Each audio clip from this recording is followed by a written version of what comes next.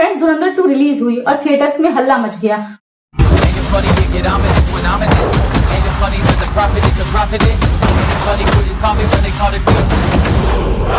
कुछ लोग इसे मास्टरपीस कह रहे हैं तो कुछ लोग इसे प्रोपेगेंडा मूवी कह रहे हैं।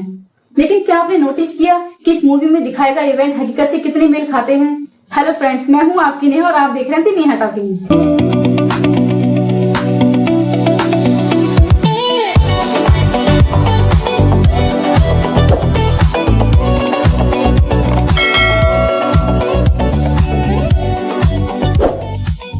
आज हम फिल्म की कहानी नहीं बल्कि उन रियल लाइफ इवेंट्स की बात करेंगे जो पाकिस्तान की नीच करतूतों को एक्सपोज करती है।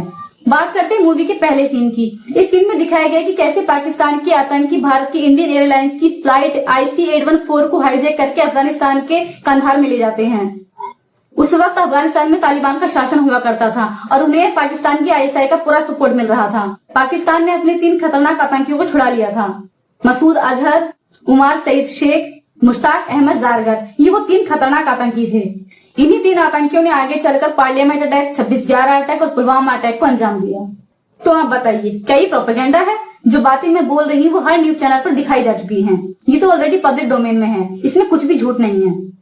मूवी में रणवीर को कराची की गैंग वॉर में घुसते दिखाया गया है। कराची का लियारी एरिया सालों तक गैंग वॉर का गढ़ रहा है। मूवी के कैरेक्टर रहमान डकैत, उजैर बलोच और अशद पप्पू रियल लाइफ से इंस्पायर्ड हैं। रियल लाइफ में पाकिस्तान की एजेंसीज ने इन गैंगस्टर्स को भारत के खिलाफ प्रॉक्सी वॉर के लिए यूज किया है। मूवी में इन गैंगस्टर्स को जितना खतरनाक दिखाया गया है, रियल लाइफ में ये उससे भी कहीं ज्यादा खूंखार थे।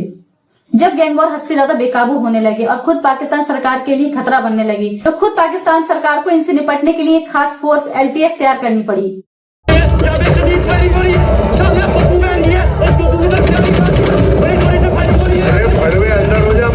इसका हेड SP चौधरी असलम को बनाया गया।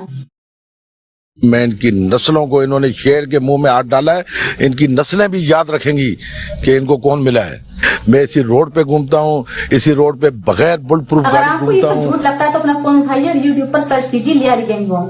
आपको ऐसी तमाम पाकिस्तानी न्यूज चैनल की वीडियोस मिल जाएंगी जो इस बात की पुष्टि करती है कि पाकिस्तान के लियारी गैंग वॉर का क्या आलम हुआ करता था। एक और ग्रेनेड का धमाका हुआ है, एक और ग्रेनेड का धमाका हुआ है। आप देख सकते हैं एम्बुलेंसेस को भी वहां से भगा, वो पीछे से फायरिंग, अब पीछे से फायरिंग हुई है, अब पीछे से फायरिंग हुई है। वापस चले शुभ, वापस चले, वापस चले, वापस चले शुभ, शुभ इस बिल्डिंग के अंदर घुस जाओ, अंदर घुस। ये क्या लग शदीद फायरिंग है, शदीद फायरिंग। और ये हमारे देश में बैठे बुद्धिजीवी से प्रोपेगेंडा बता रहे हैं। आपको 2001 का पार्लियामेंट अटैक तो याद होगा, जहां हर भारतीय न्यूज चैनल पर उस हमले के रियल फुटेज दिखाई गई थी।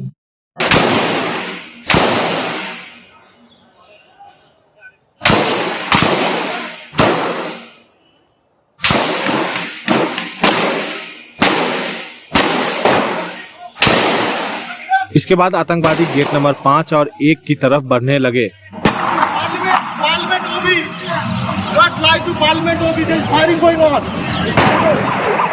जब इंक्वायरी की गई तो इसका भी डायरेक्ट कनेक्शन पाकिस्तान से पाया गया। इतने सारे सबूत होने के बाद भी भारत में बैठे कुछ लोग पाकिस्तान को क्लीन चिट देने में लगे रहते हैं। फ्रेंड्स, मूवी का सबसे इमोशनल पार्ट वो है जहां 26/11 मुंबई अटैक का जिक्र होता है। कमांडो इस बार जमीन से नहीं आसमान से आए थे। 5वीं मंजिल से इंडियन कमांडोज अंदर आए, 10-12 ग्रेनेड फेंको साथ।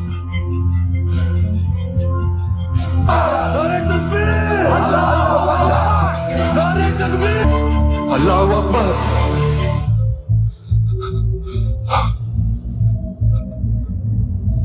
हमारे देश में बैठे बुद्धिजीवियों के लिए 26/11 अटैक में मारे गए 150 से 200 मासूम लोगों की मौत भी प्रोपेगेंडा ही होगी। 26/11 के गुनाहगार जैसे हाफिज सईद, जकीउर रहमान लखवी को पाकिस्तान ने सालों तक हाउस अरेस्ट के नाम पर VIP ट्रीटमेंट दिया। असलियत यह है कि हमले के वक्त आतंकवादियों के आका कराची और इस्लामाबाद में बैठकर मासूमों को मारने के ऑर्डर दे रहे थे। गल सुनो, इन्होंने तुसी ना हुने आगे जान छुड़ाओ यार। जान हो जाए ना, आपने इनको ऐसे रखे हैं कि ना इसका जो गोली है ना वो किसी सामने वाली दीवार पे रिपेल होकर आपकी तरफ वापस ना आए। हाँ करें, उसको बचाएं, उसका मुंह रखें आगे को और सर्दी ना बैक साइड पे रखे ना तुम्हारे पास। Hello, I have already talked to them. I was talking to the consulate just a few seconds ago and don't worry Jana, just sit back and relax and don't worry and just wait for them to contact, okay? Yes, sir. If they contact right now, maybe you're gonna, celebrate. Friends, आप ही लोग बताइए, movie में पाकिस्तान की नीच करतूतों को दिखाना किस तरह प्रोपेगेंडा हो सकता है? लेकिन ये कहते हुए मैं खुश नहीं हो रही हूँ, मैं परेशान हो रही हूँ कि एक नया कल्चर नफरत का, हिंसा का, बंटवारे का और आउटराइट पॉलिटिकल प्रोपेगेंडा का फिल्मों के जरिए भारत में शुरू हो चुका है। आदित्य धर साहब, फिल्म को फिल्म रहने दो, उसे पॉलिटिकल प्रोपेगेंडा मत बनाओ। इस फिल्म की सबसे शॉकिंग बात इसका पॉलिटिकल प्रोपेगेंडा है। आदित्य धर ने उस रेड लाइन को क्रॉस कर दिया है। मूवी में दिखाया गया है कि जावेद खनानी, जो पाकिस्तान के पूरे हवाला नेटवर्क का बाप है, उसकी मौत एक बिल्डिंग से गिरने से होती है। ये सीन सीधा रिलेट करता है रियल लाइफ जावेद खनानी से। पुलिस के मुताबिक जावेद खनानी अपने दफ्तर की जेर तामीर इमारत का मुआयना करने गए थे, जहां से उन्होंने मुबैना तौर पर चौथी मंजिल से कूदकर खुदकुशी कर ली है। इनके खिलाफ मनी लॉन्ड्रिंग का केस चल रहा था। बात का कभी इम्कान है कि इन्हें किसी ने धक्का नहीं दिया। खनानी सिर्फ एक बिजनेसमैन नहीं था। यूएस, ऑस्ट्रेलिया और इंडियन एजेंसी के मुताबिक वो लश्कर तैयबा, अलकायदा और दाऊद इब्राहिम के लिए मनी लॉन्ड्रिंग करता था। Mexico's most dangerous cocaine cartels. He also moved money for terrorist attacks in Mumbai in 1993 and in 2008, which together killed more than 400 people. He laundered money for Hezbollah, the Taliban, and other extremist groups, including Al-Qaeda. I always kind of liken him to a James Bond villain. He fits the mold. उसकी मौत तब हुई जब भारत सरकार ने नोटबंदी की थी और पाकिस्तान के नकली नोटों का कारोबार ठप पड़ गया था। तो क्या आपको लगता है कि नोटबंदी के मात्र 26 दिन बाद ही खनानी की मौत सिर्फ एक कोइंसिडेंस है? बात कुछ हजम नहीं हुई। आदित्य धर ने मूवी में दिखाया कि ये कोई हादसा नहीं था, ये एक प्लान्ड ऑपरेशन था। मूवी में अतीक अहमद का जो एनकाउंटर सीक्वेंस है, उसको देखते ही आपको 2023 का अतीक अहमद का केस याद आ जाएगा। इस माफिया को मिट्टी में मिला देंगे, सरकार में देंगे।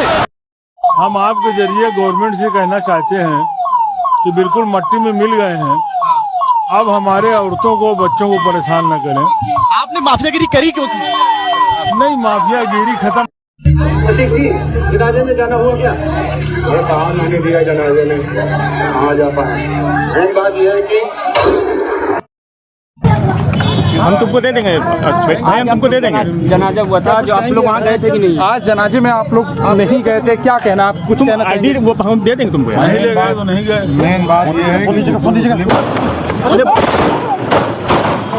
मूवी में दिखाया गया है कि अतीक अहमद के सीधे लिंक पाकिस्तान की आईएसआई और मेजर इकबाल से थे। रियल लाइफ में भी अतीक अहमद पर आईएसआई से हथियार मंगवाने और आतंकवाद जैसे गंभीर आरोप थे। आदित्य धर ने इसी लिंक को कनेक्ट करके दिखाया कि कैसे बॉर्डर के अंदर बैठे गद्दार बॉर्डर के पार बैठे गद्दारों से मिले होते हैं। फ्रेंड्स, पिछले 2-3 सालों में पाकिस्तान के अंदर आतंकवादियों की कई रहस्यमयी मौत हुई है और मूवी में इन सबकी मौत का कारण हमजा को दिखाया गया है। तो फ्रेंड्स, क्या आपको भी लगता है कि रियल लाइफ में कोई हमजा था जिसने इन सब आतंकियों को निपटाया है? हालांकि भारत ने कभी इसे ऑफिशियली नहीं माना, लेकिन पाकिस्तान के अननोन गनमैन वाला खौफ रियल है। मूवी इसी न्यू इंडिया की अप्रोच को जस्टिफाई करती है। ये नया इंडिया है, ये घर में घुसेगा भी और मारेगा भी।